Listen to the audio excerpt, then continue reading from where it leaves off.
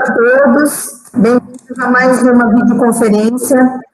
Hoje, com uma pequena alteração, ao publicar a pauta, nós publicamos que seria uma reunião do Conselho Administrativo. Eu queria corrigir que será uma reunião conjunta do Conselho Fiscal e Administrativo, devido à importância da pauta e ser muito necessário para os dois conselhos fazerem parte dessa apresentação.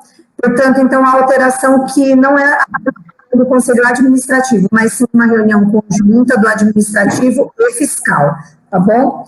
Na pauta de hoje, do dia 22 de junho, nós temos assunto de pauta a aprovação da ata do dia 8/6, e no segundo item, a apresentação do relatório contábil do ano de 2019.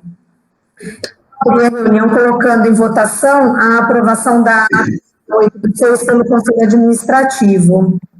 Então, eu vou seguir a ordem aqui para a deliberação, tá bom, gente? Paulina. Aprovado. Edson. Aprovada. Silene. Aprovado. Fábio. Aprovado e parabéns, Paulinho. Eric. Aprovado. Edu. Aprovado. Nara. Aprovado também. Então, por unanimidade, a ata do dia 8 de junho está aprovada e eu faço minhas palavras do Fábio. Parabéns, Paulo. A ata, mais uma vez, show de bola, viu? Muito clara, muito completa. Parabéns. Valeu. Então, o segundo item da pauta é a apresentação do relatório contábil que o nosso querido Evans, contador do Instituto Paulo Freire, vai nos agraciar com a sua presença e com as devidas apresentações e explicações. Evans, a palavra está com você. Fique à vontade. Primeiro, boa noite. Seja bem-vindo à nossa reunião. Obrigada pela presença, viu? Olá, boa noite a todos. Vocês me ouvem? Sim. Sim. Ok.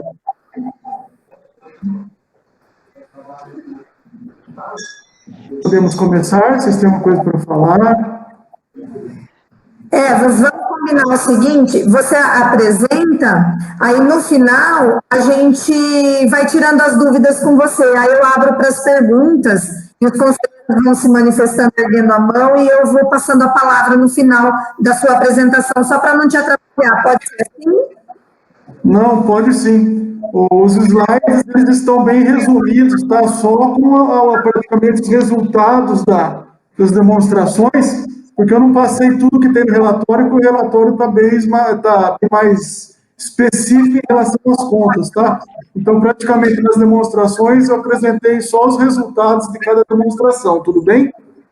Perfeito, já quero te parabenizar de antemão pelo relatório, viu? Ficou muito bom, parabéns mesmo, muito bem explicado, bem minucioso, parabéns, o relatório ficou ótimo, viu? Mas pode ser assim, você faz as apresentações e no final, então, a gente tira as dúvidas. A palavra está com você. Ok, obrigado pelas palavras, vamos lá. Seguindo a sequência do relatório, a gente vai começar pelo balanço orçamentário, ok? A gente teve como parâmetro legal a Lei 3.672 de 2019, que estimou a receita para o Instituto de 167.742.700 e a despesa foi fixada em 167.742.700. Esses são os dados iniciais, conforme o diploma legal para o orçamento de 2019 da Pauliprev. Executado o ano de 2019, nossas receitas orçamentárias apresentaram os seguintes valores. Resultado apurado. Era estimado pelo diploma legal 167.742.700 e a gente realizou de receita 273.382.232,31. O indicador referente à receita é o excesso de arrecadação no valor de 105.639.532,31. Isso representa um aumento aproximado de 62,98% em relação à receita estimada. E o principal fator para a gente chegar nesses 105 milhões foi a rubrica das receitas orçamentárias patrimoniais de valores mobiliários, que quando a gente fez a nova transferência de aplicação no final de dezembro, os fundos que foram resgatados geraram um ganho aproximado de 110 milhões, que vocês conseguem ver pelo relatório aí, conforme está explicado, tá?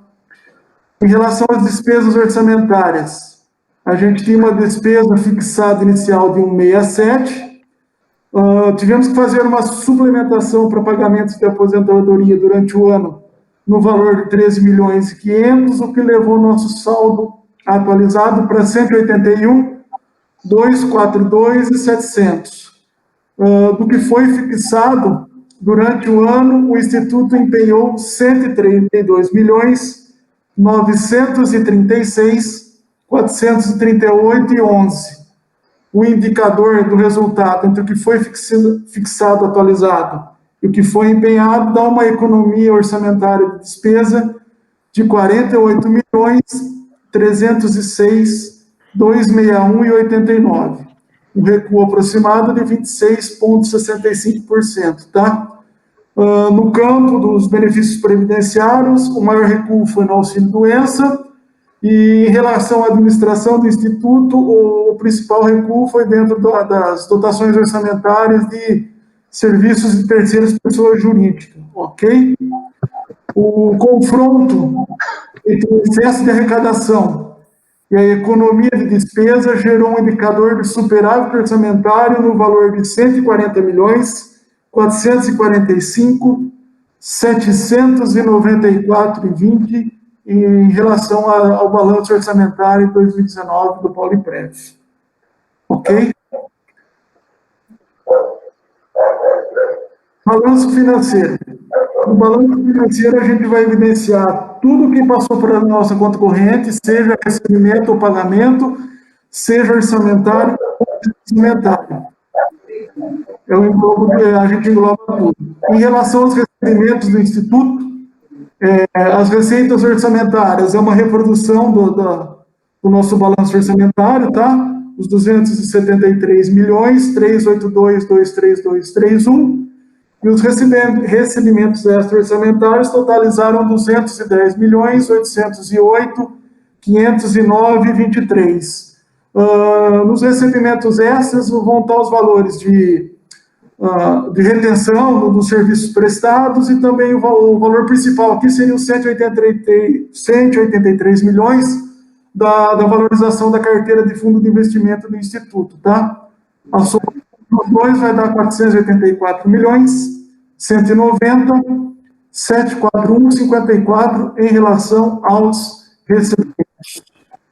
Em relação aos pagamentos orçamentários e extra-orçamentários. Orçamentários são os 132, 936, 438, 11, que é o evidenciado no balanço orçamentário, que é o nosso total empenhado, e os dispêndios vão totalizar 182 milhões. Aqui vai ter no extra-orçamentário o calção que vira receita para depois a gente fazer o repasse de pagamento, que gerou em torno de 6 milhões.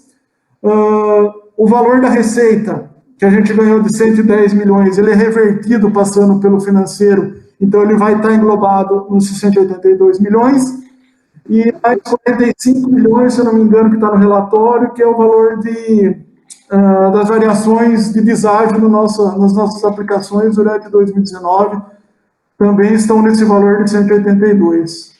A soma dos dois vai dar 314, 985, 76308.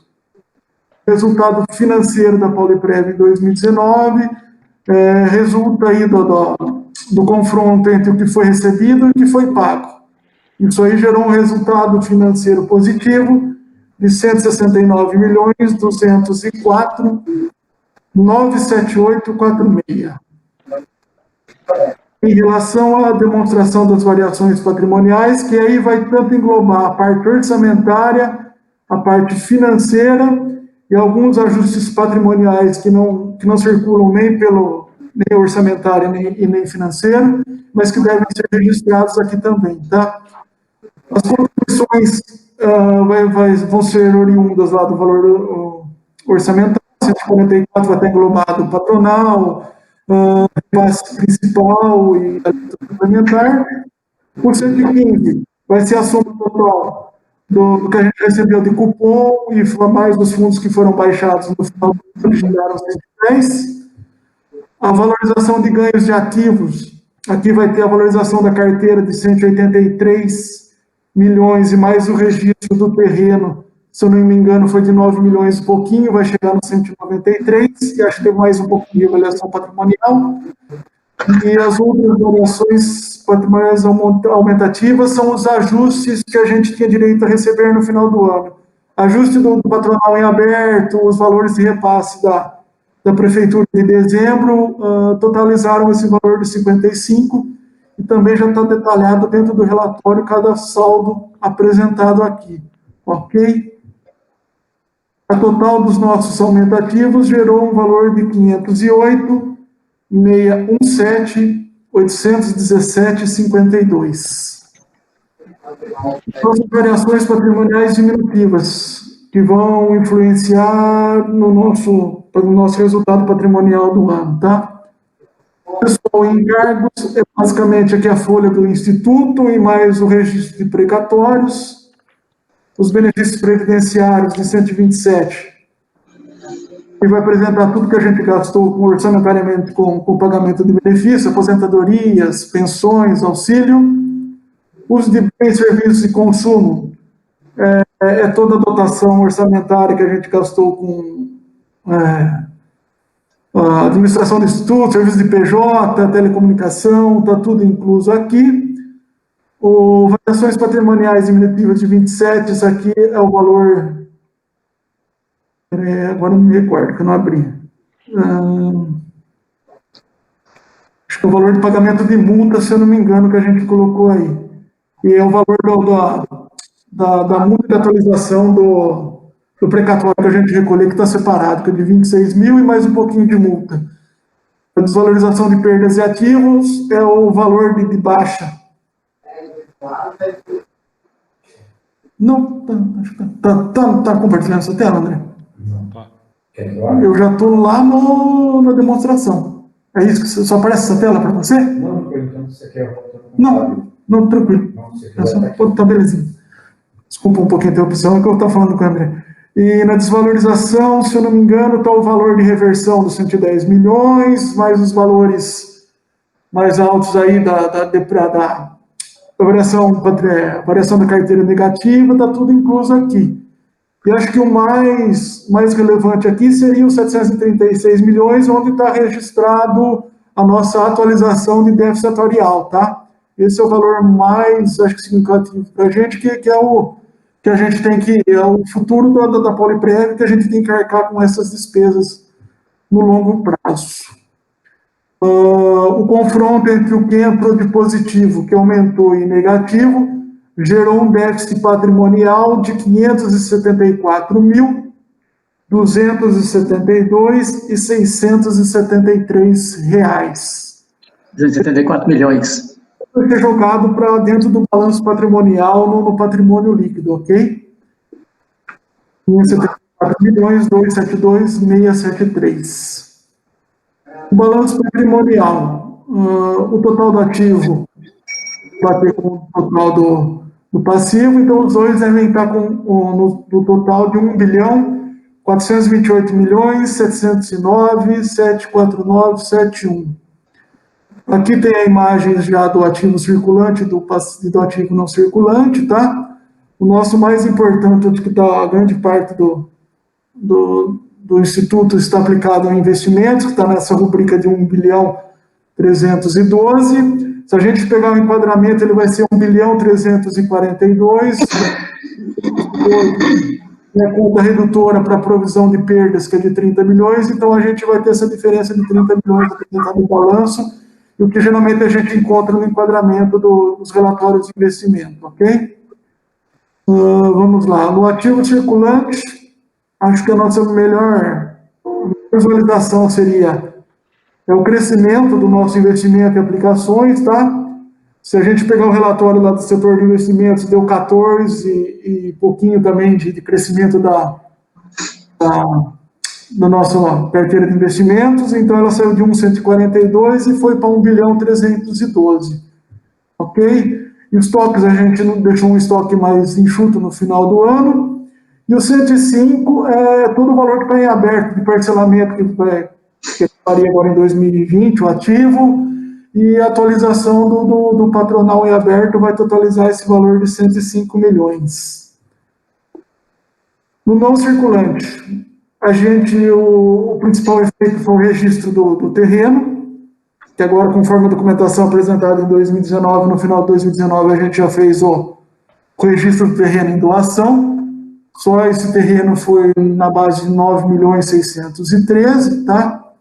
Acabou levando o nosso imobilizado para 9.745.796.56.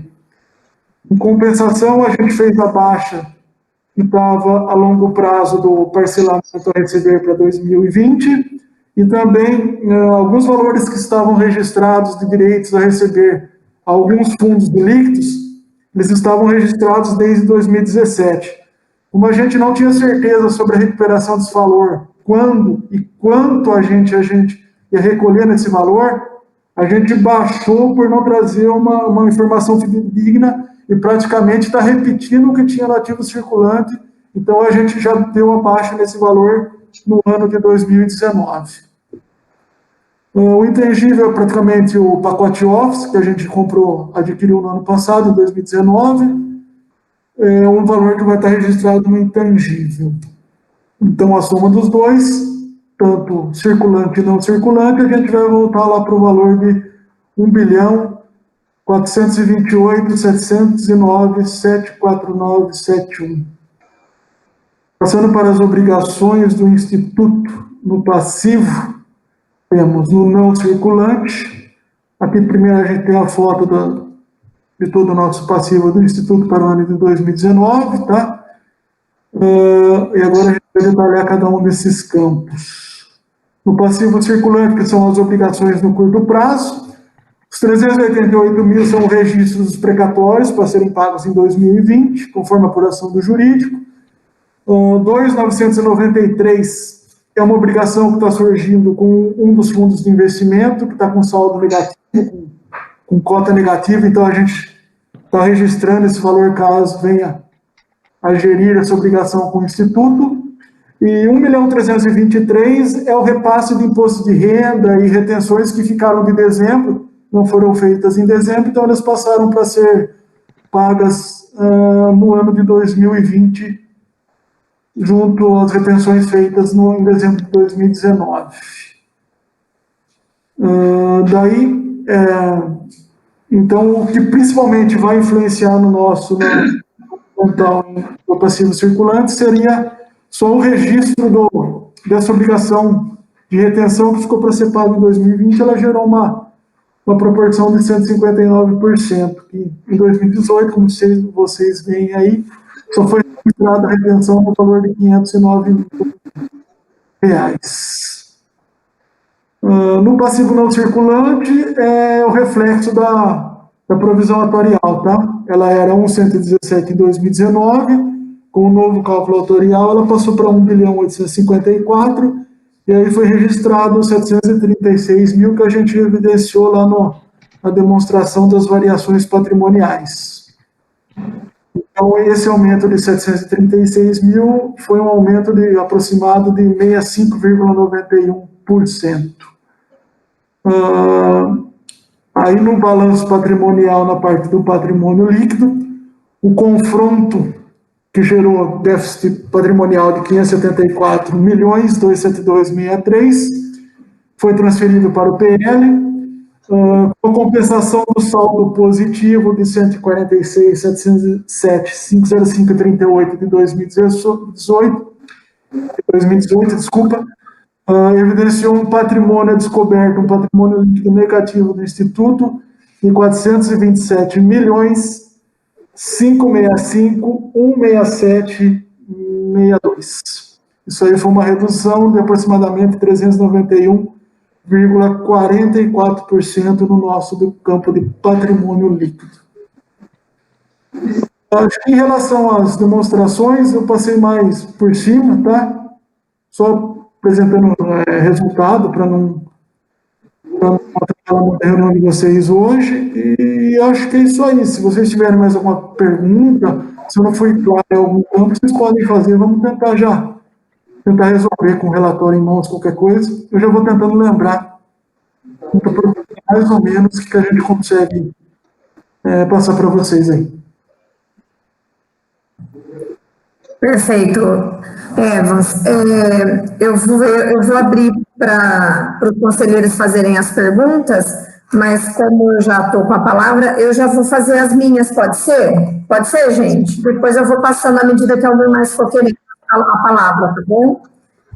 Evans, na página 6 do relatório, para você localizar, tinha uma estimativa do Comprev, se não me engano, eu estou sem o relatório aqui porque está no computador onde eu estou usando, mas parece que a estimativa era de 30 milhões. Isso mesmo, Sandra. Só teve 13 milhões, então foi menos da metade da estimativa. Você saberia dizer para a gente por que dessa diferença tão significativa? Provavelmente, Sandra, quem fez a previsão de 30 milhões, em 2018 a gente arrecadou bastante de Comprev. A maquilha tem interesse deles de arrecadar, então arrecadou bastante. Então, acho que quem fez lá em 2018 a LOA acabou apenas pegando praticamente o que a gente já tinha recebido de Comprev, acrescentou alguma correção de tipo 5% ou 10% na nova para 2019, tá? Só que agora, como o Instituto estava praticamente revendo essa parte de Comprev para a gente assumir essa parte, tanto que agora em 2020 é a gente que assumiu, a gente não tem mais contrato com a FIP, então a gente foi praticamente aprendendo a fazer os processos para a gente receber o Comprev, tá? E foi liberando um pouco menos para a FIP repassar esses valores para a gente, tá? Praticamente.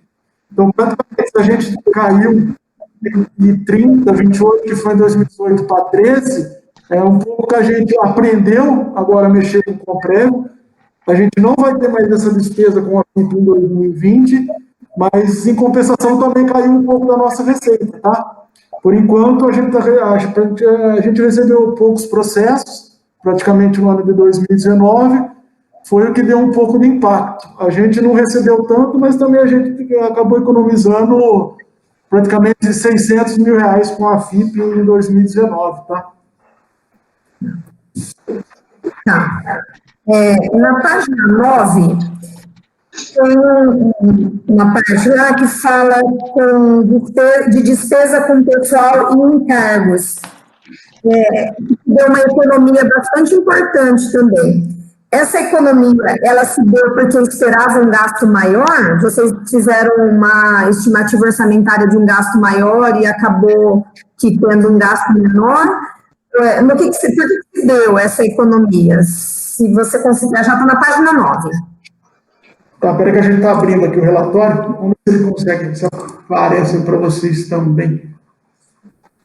Não, acho que é mais fácil você ver aqui, ó, e já ir falando com eles, porque você vai conversando com eles aqui e vai falando pelo relatório, que você já fez a apresentação. O que você acha? Então você fica na tela aqui, ó, e vai para a página 9 do relatório.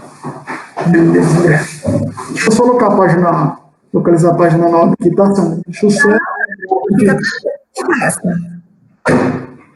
Para mim, só tentar ver o que está...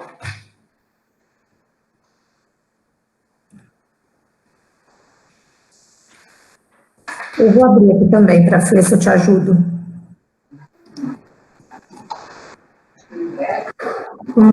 Página 8, 9. Eu já estou na página 9. Qual Está falando de uma... Está falando que tinha uma despesa com pessoal e foi uma despesa, com encargos, teve uma economia. Está falando que teve uma economia de despesas com encargos e com pessoal.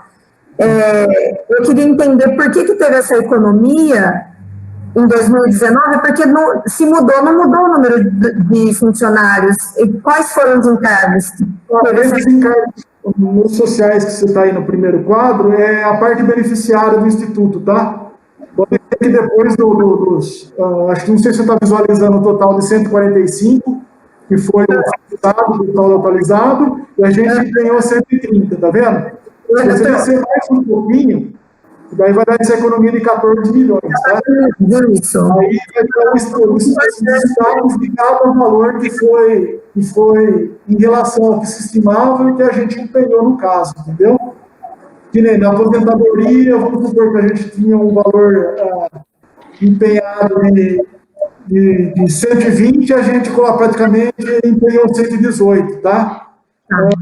Os 4 rubricas aí, o que mais, eu acho que, se eu não me engano, no valor vai estar, lá embaixo ela vai estar detalhada, eu acho que o maior valor que a gente conseguiu reduzir era em relação ao auxílio doença mesmo, tá?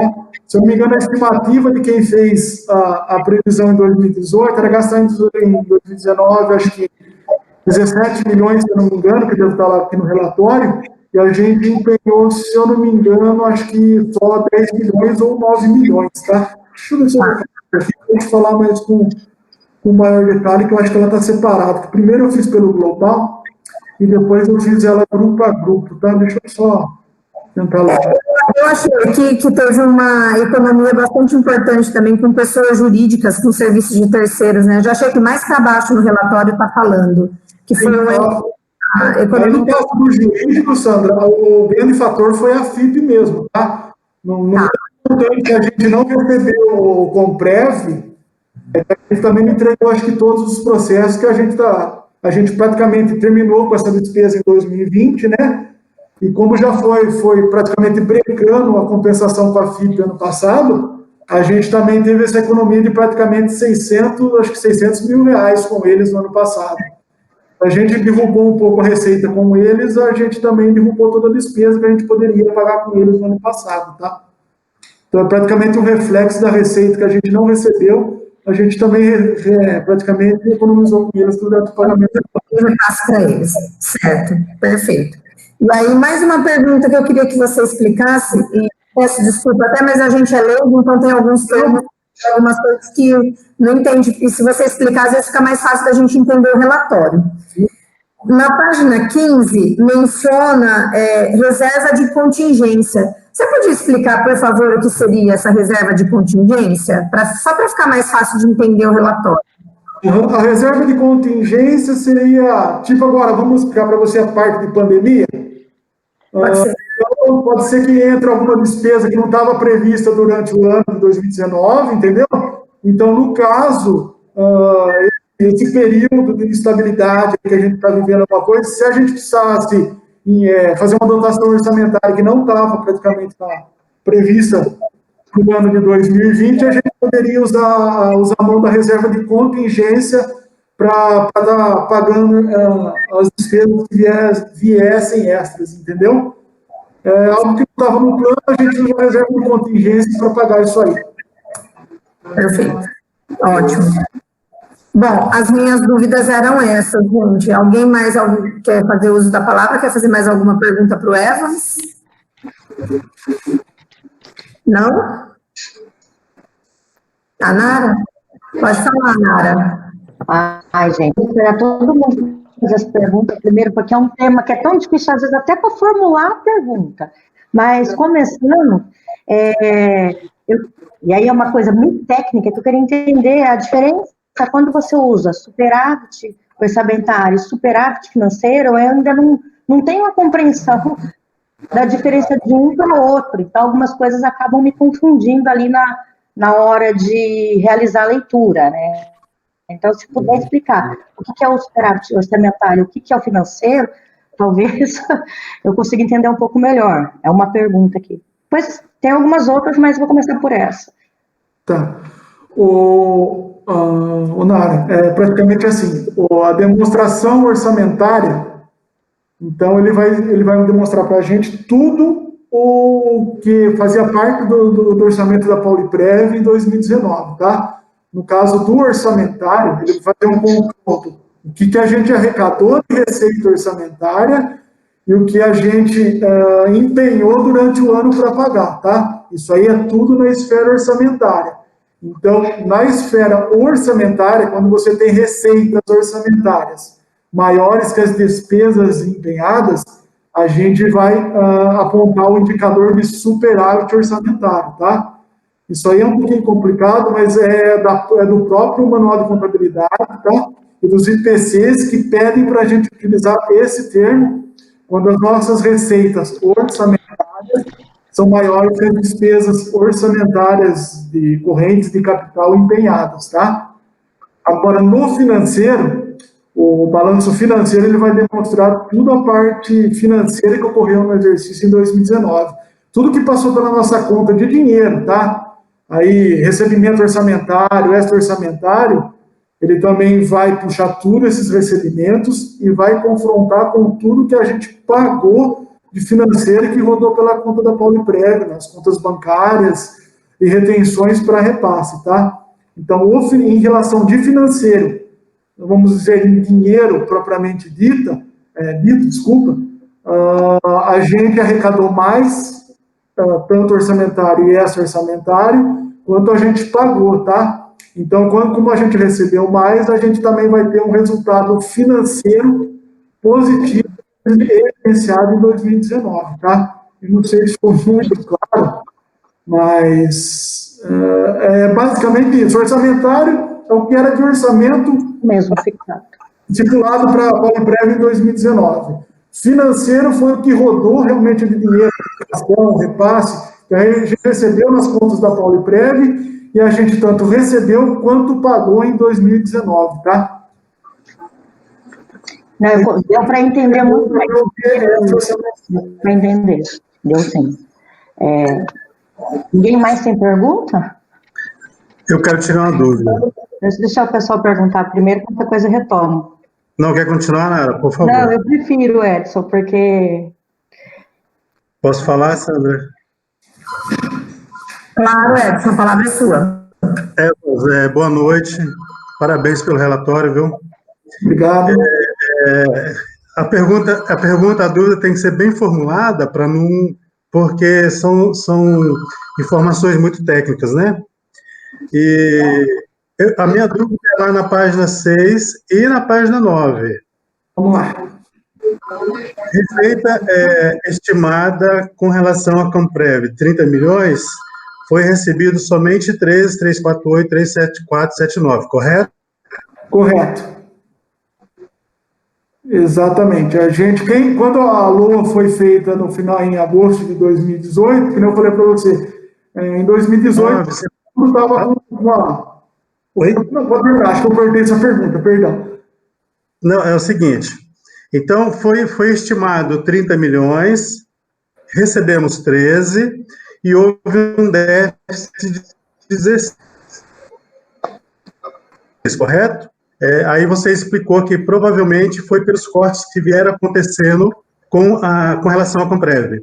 E na página 9, aí você vai explicar, provavelmente aquela economia estimada de 33,11% se deu basicamente com relação ao corte do contrato da Comprev, correto? Positivo. A dúvida é basicamente essa. Mas economizamos 600 e deixamos de receber 16 milhões? Ou quem estimou 30 milhões de recebimento superestimou isso?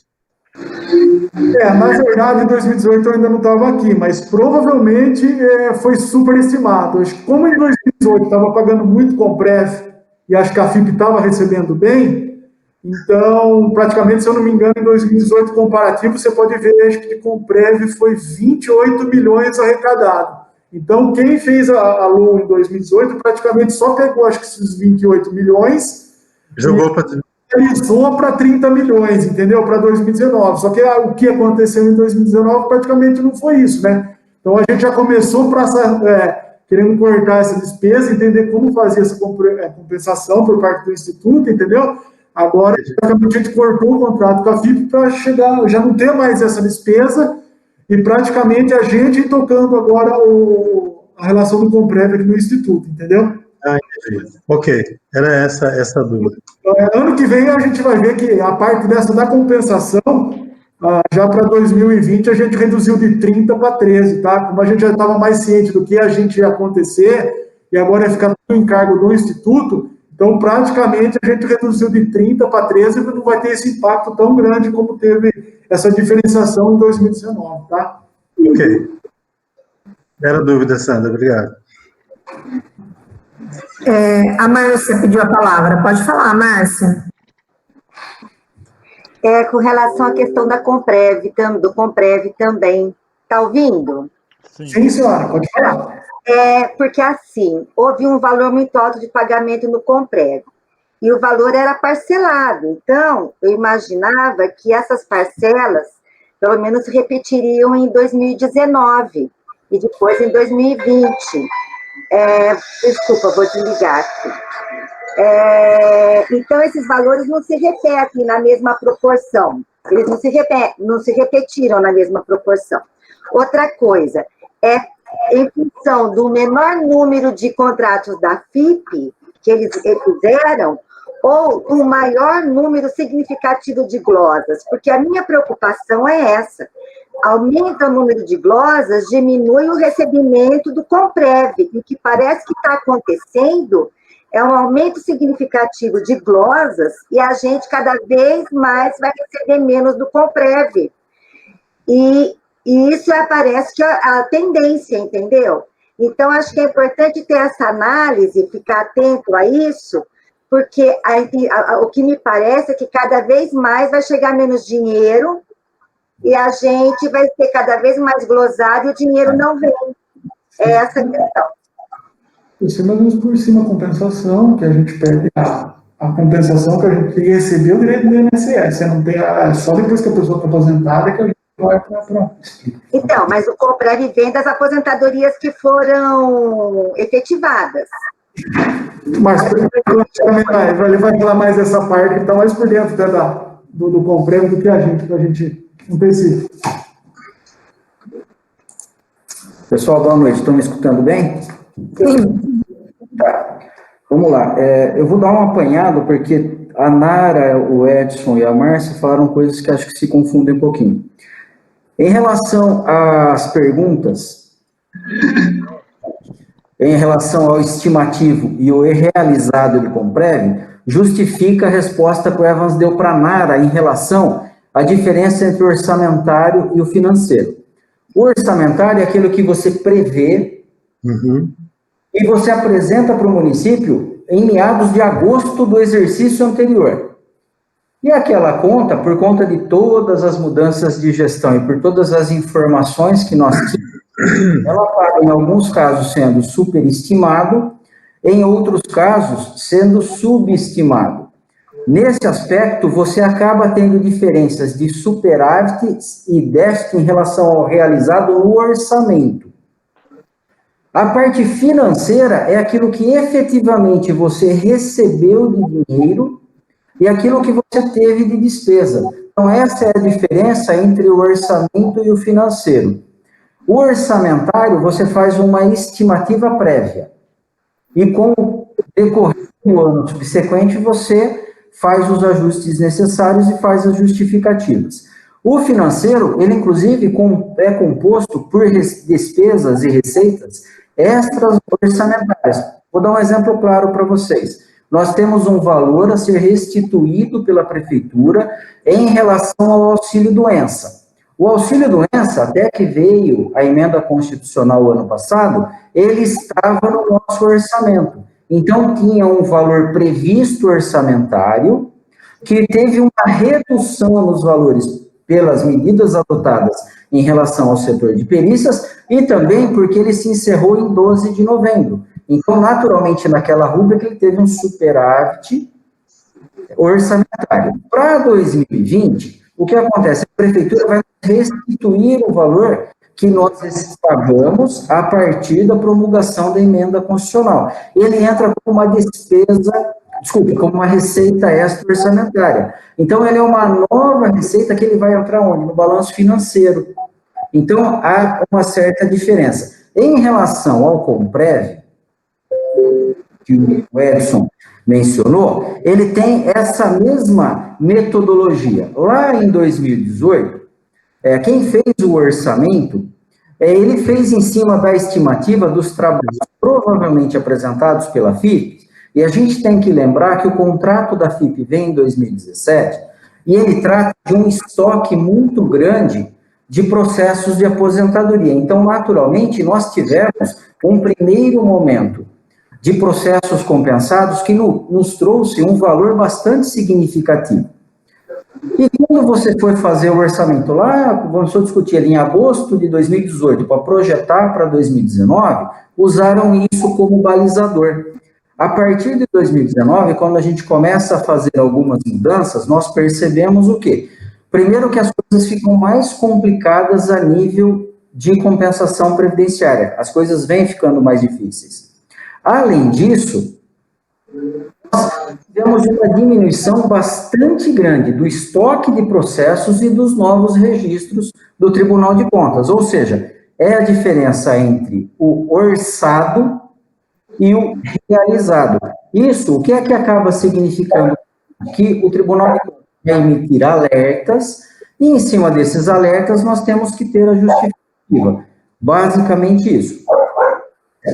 A pergunta que você fez para o Evans, essa relação de glosa de aposentadoria com compensação previdenciária, inexiste, porque quando nós mandamos o processo registrado para o Tribunal, para o INSS, né, após o registro do Tribunal de Contas, o que o INSS vai nos compensar é aquele período em que houve a contribuição baseada naquela contribuição para o INSS. Isso não tem correlação com a glosa, porque era a base contributiva para o INSS.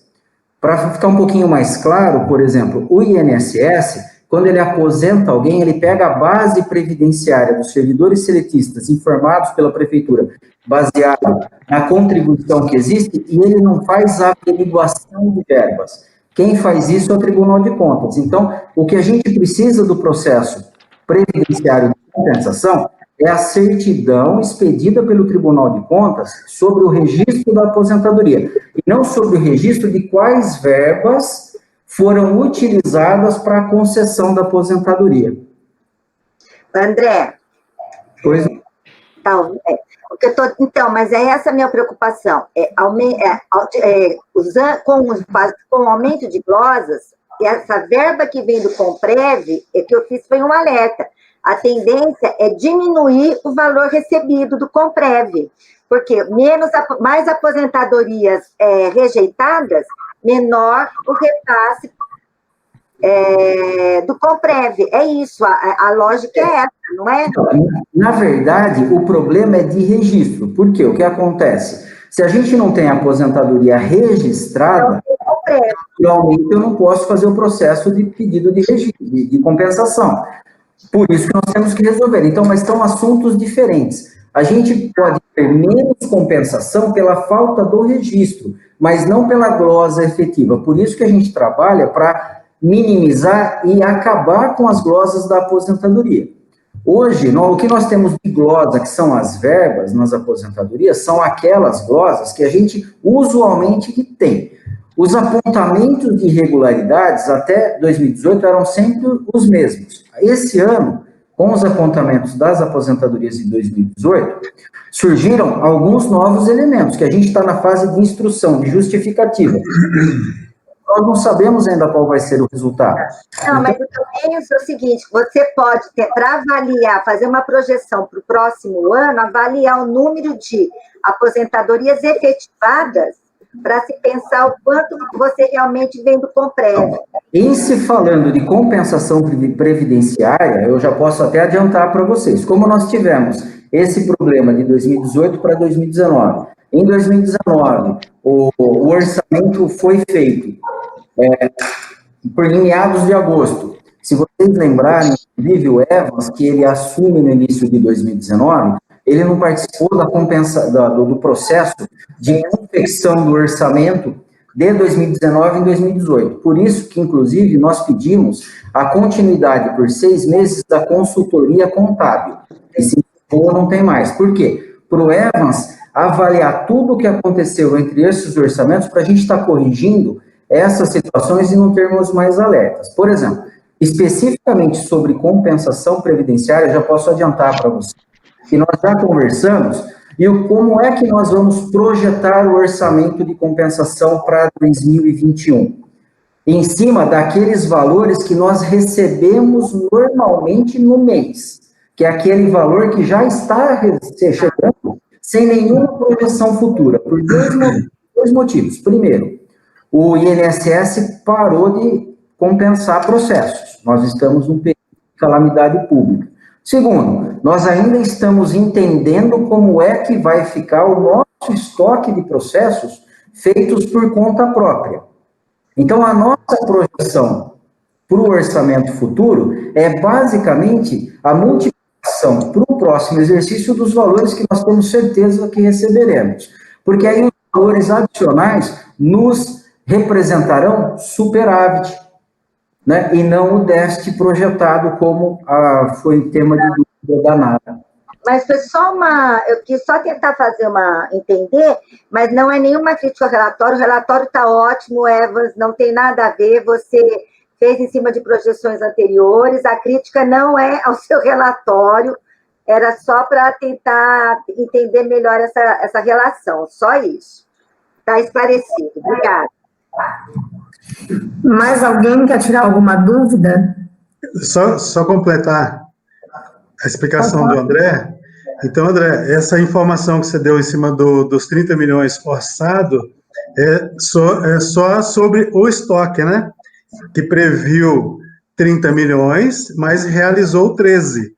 Então, eu acho que essa palavrinha aqui, e houve um déficit, na verdade, previu 30 e realizou 13, correto? Em cima do estoque.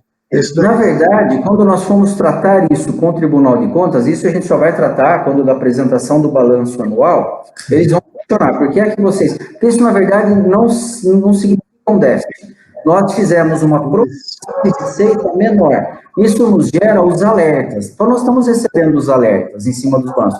A gente, a Prefeitura, a Câmara também recebe os alertas. Qual que é o nosso papel? Temos as justificativas para que esses alertas não virem apontamentos e depois determinações que causem a reprovação das nossas contas. Então, o que nós vamos falar, em síntese? Nós previmos uma situação, exageramos no cálculo e, com o advento da pandemia, a coisa complicou mais ainda. Não para o RPPS de Paulínia.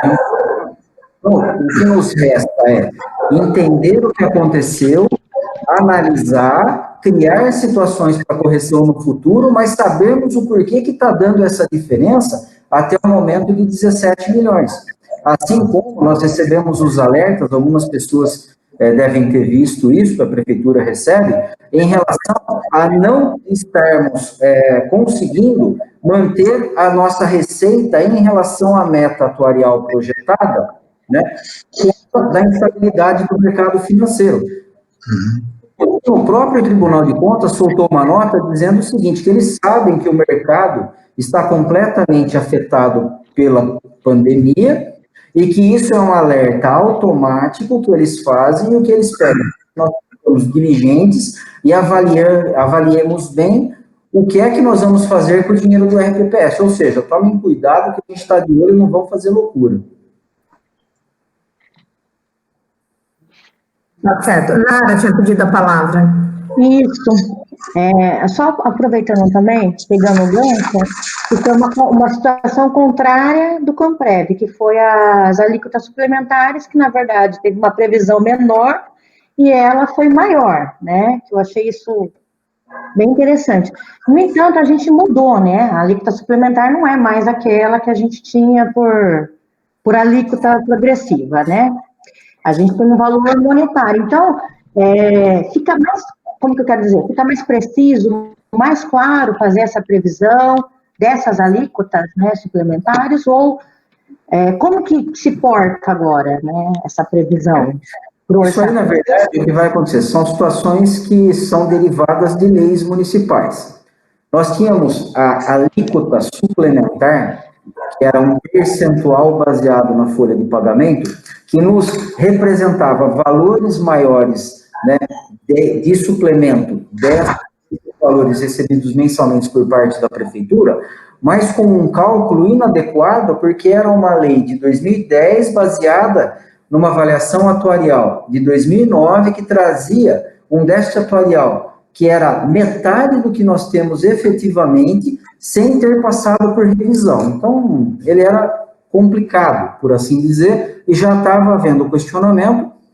E com a situação de que essa alíquota suplementar, ela impactava na despesa com o pessoal, a municipalidade estava tendo cada vez mais problema, e um problema que persistiria para os próximos anos, porque vocês lembram que a alíquota era progressiva e ela continuaria subindo 1% ao ano.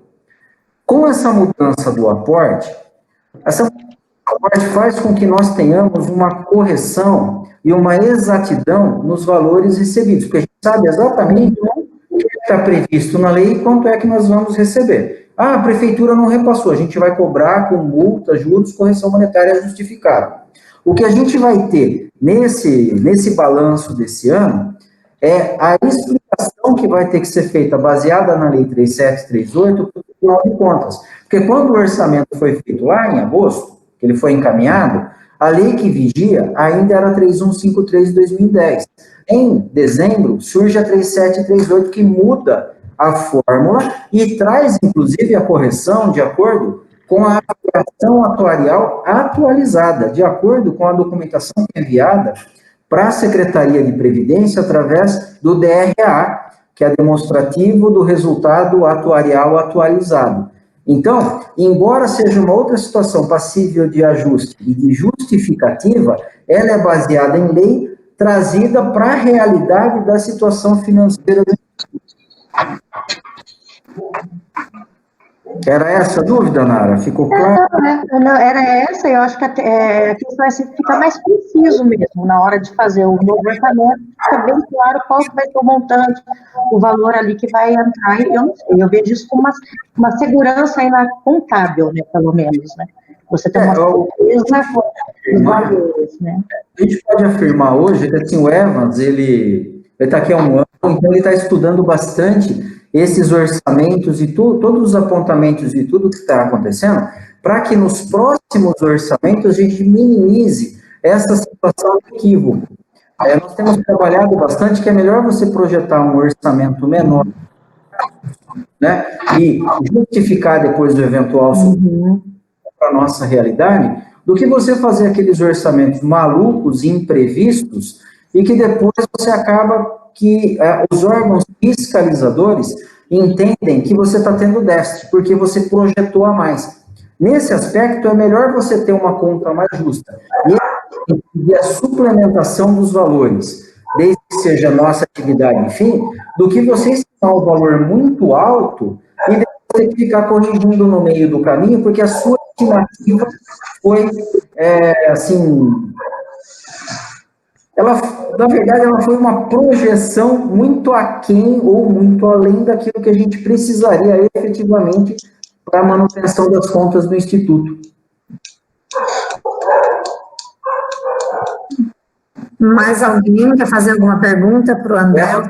Viu, pessoal? Se quiserem direcionar alguma pergunta para eles, está à vontade. Eu só pedi para falar por conta da situação entre glosa e Comprev. André, nós sabemos que você tem o dom da palavra e as explicações são didáticas, pode ficar tranquilo. Mas alguém quer perguntar alguma coisa, gente, sobre o relatório contábil? Só lembrando que eu não falei no início, que o relatório minucioso, detalhado, específico, foi nos enviado com antecedência, por e-mail, por WhatsApp, para que a gente pudesse estudar e trazer as dúvidas para o Evans, e por isso até que ele fez essa apresentação resumida, porque o relatório mesmo tem 63 páginas. Então, se ele apresentasse uma a uma, a gente sairia daqui 3 horas da manhã, né?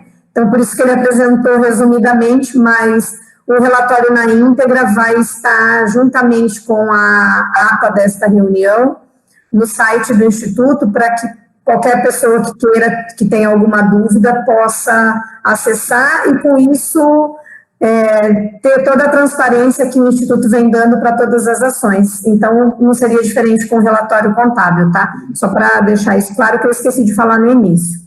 Mais alguém quer falar alguma coisa sobre a pauta de hoje? Alguém tem mais alguma colocação? Não? Então, eu vou... Nara?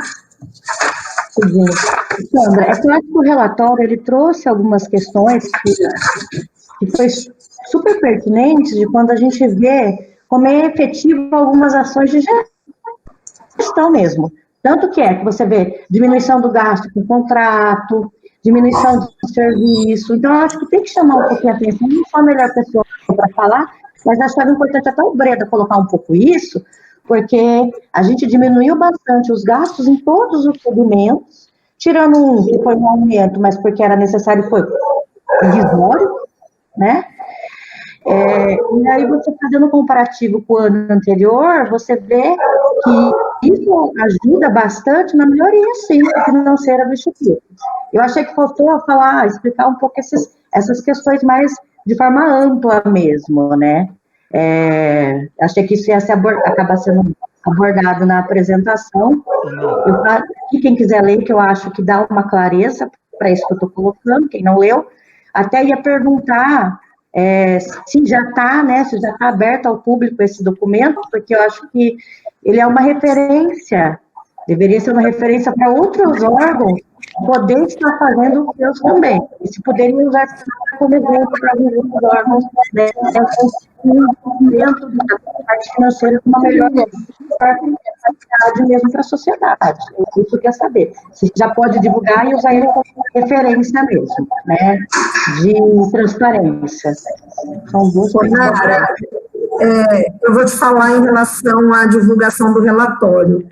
Eu acho que a divulgação tem que aguardar juntamente a divulgação da ata, por se tratar de uma pauta de reunião dos conselhos. Então, a divulgação posterior a isso, eu não vejo problema. Mas eu entendo que a divulgação é um documento interno, é um documento que vai ser dado a ampla divulgação, mas eu acredito que não poderia ter sido dada essa divulgação, essa publicidade anterior a essa reunião, a essa apresentação, e a essa discussão sobre o assunto, por uma questão, acho que ética mesmo, mas eu entendi a sua colocação de servir como referência para outros órgãos, acho essa colocação bastante importante, mas vai estar no site juntamente com a ata, logo após, viu, isso já é um chamado aos conselheiros para que passem um a um ao Instituto para assinar as atas, listas de presença nas reuniões virtuais, para que o Instituto possa publicar tanto as atas quanto os relatórios que acompanham cada ativa, tá bom? E eu vou passar a palavra para o André, para que ele fale sobre o que você perguntou, e realmente o relatório comparativo 2018-2019 fica muito claro a gestão, a competência da gestão desse ano de 2019, que realmente nós tivemos bastante economia em vários setores financeiros. Claro que ainda sofremos com o cálculo atuarial, ainda sofremos com os fundos estressados, e isso faz com que pareça que não está tão bom assim, mas em comparação com 2018, realmente a gestão está de parabéns. Vou passar a palavra para o André. Obrigado. Bom, segregando um pouquinho o que a Mara falou e complementando o que a Sandra disse, nós temos o hábito aqui só dar publicidade no nosso portal, que a gente chama de portal da transparência, de documentação, daqui depois de apresentar para o conselho. Eu acho que fica mais correto, porque senão a gente publica antes, podem surgir novas dúvidas, vocês podem ser instigados com dúvidas de um material que vocês ainda não sabem. Então, após as apresentações, a gente sempre publica, depois dessa papo nosso, das explicações, e principalmente de tirar dúvidas. O relatório é uma coisa mais técnica, então é complicado você simplesmente lançar o relatório contábil e vincular ele a atos de gestão, né?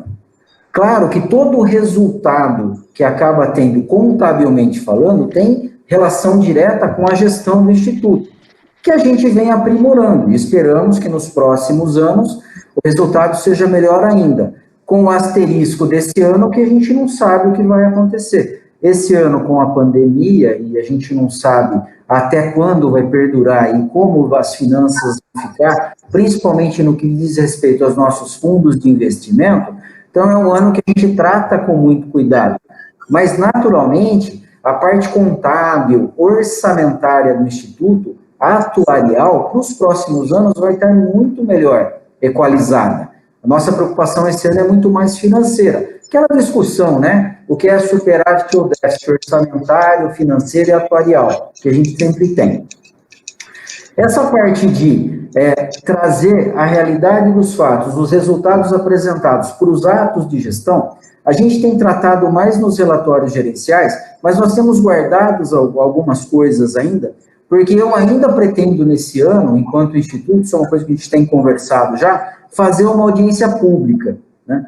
Uma audiência pública que eu gostaria que não fosse virtual, que eu queria a participação das pessoas, principalmente dos servidores, para a gente apresentar um pouco do que é o Pauliprev, tirar um pouco, né, desse ranço que algumas pessoas têm em relação à previdência do município, sem saber do que se trata, sem saber ao que se refere. Aquela história de que o Tribunal de Contas corta o salário, a culpa é do Pauliprev. O Ministério Público entra com uma ação, foi o Pauliprev que não previu. A Prefeitura faz uma lei inadequada, nova, velha, não adequa, não resolve seus problemas, a culpa é do Pauliprev, porque nós cumprimos a lei, cumprimos as determinações do Tribunal de Contas e somos acossados o tempo todo pelo Ministério Público. Então, eu não gosto muito de me expor nem de publicidade, vocês me conhecem. Então, eu acho que assim, existem os momentos oportunos para a gente apresentar essas informações. Então, eu gostaria de fazer isso na forma de uma audiência pública, coisa que nós não tivemos, coisa que nós precisamos fazer, inclusive pelos níveis do Progestão. Vocês sabem que nós estamos estudando e nos preparando para nos certificarmos no nível 2 do Progestão, nós estamos com os estudos bem avançados disso, acertando algumas arestas, negociando com as empresas que fazem isso, que continuam só tendo 3 empresas no mercado, mas paralelamente a isso, o Fábio sempre posta no grupo, vocês veem quantas notas técnicas, quantas instruções normativas, quantas portarias e leis novas surgem nesse país, parece que toda semana surge uma coisa diferente. Então, a gente tem que se preparar para tudo isso. Então, é uma de gestão que acabam resultando nesses números que nós estamos apresentando, claro que tem reflexo, mas eu gostaria de fazer um apanhado geral e não ficar segmentando isso, porque senão na hora de fazer uma apresentação mais elaborada, a gente vai ter acabado segregando essas poucas informações que hoje nós temos comparativas. Claro que nas reuniões do Conselho, de acordo com as pautas, nós vamos pontuando individualmente todas essas situações, mas uma coisa mais ampla, mais explicativa, como você sugeriu e que você achou que ia acontecer a partir desse relatório contábil, realmente nós entendemos que não era o momento. Agora, nós podemos preparar algo dessa forma, o relatório gerencial, que para o Conselho, como nós temos 2 horas de reunião, e nós costumamos tratar de pautas específicas, então a gente prefere realmente segmentar. Se vocês entendem que a gente deve tratar de forma mais genérica, a gente está à disposição. Porque, assim, nós estamos tratando de plano de ação em uma apresentação, relatório contábil em outra, posteriormente nós teremos o relatório de governança corporativa, teremos também a apresentação do nosso relatório Focus, que é importante o fundo de investimentos. Eu prefiro começar um assunto e terminar aquele assunto naquela reunião, já tirando pelo menos quase todas as dúvidas, porque se a gente ficar floreando muito nas apresentações, olha, esse resultado é porque nós fizemos A, B ou C, eu acho que a gente perde um pouco o foco técnico da reunião. Agora, se vocês entenderem de outra maneira, eu estou aqui aberto à discussão. André, eu acho que da maneira que tem sido feito está ótimo. Eu acho que fica muito mais claro, muito mais fácil para que a gente discuta, entenda e saia com as dúvidas esclarecidas. Eu acho que do jeito que está muito bom. Eu Eu acho que não tem que mudar, não. Mas eu deixo aberto, caso os conselheiros queiram, né, tenham opinião diferente, fiquem à vontade. Na minha opinião, eu acho que dessa maneira, pautando um assunto por vez, do jeito que está fazendo, eu acho que está ficando muito claro, acho que a gente tem conseguido participar bastante das informações e absorver, porque também cada assunto vem devagar, dá tempo da gente ler, estudar, depois tirar as dúvidas, está virando uma videoaula da Pauliprev, as nossas reuniões. Professor André. Pessoal, professores somos todos nós, gente, cada um aprende um pouquinho. Mas eu estou aprendendo muito. É muito complexo essa parte contábil, administrativa, não é a minha praia mesmo, não. Eu tenho que aprender muito ainda.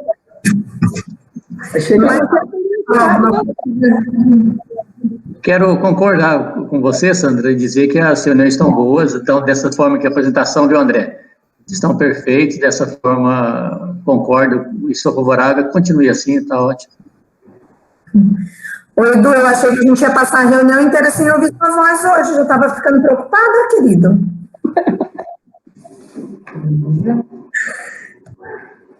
Gente, mais alguém quer falar alguma coisa, quer fazer mais alguma pergunta? Não. Não? Tudo certo? Então, tá bom, gente. Vou dar, então, por encerrada a reunião do Conselho Fiscal e Administrativo do Instituto Pauliprev, do dia 22/6, agradecendo a presença de todos, a colaboração de todos, agradecendo e parabenizando mais uma vez ao Evans pelo relatório minucioso e perfeito que ele apresentou para a gente. Parabéns, Evans, muito obrigada. Obrigada pela dedicação. Obrigada a todos, tenham todos uma boa noite e quem puder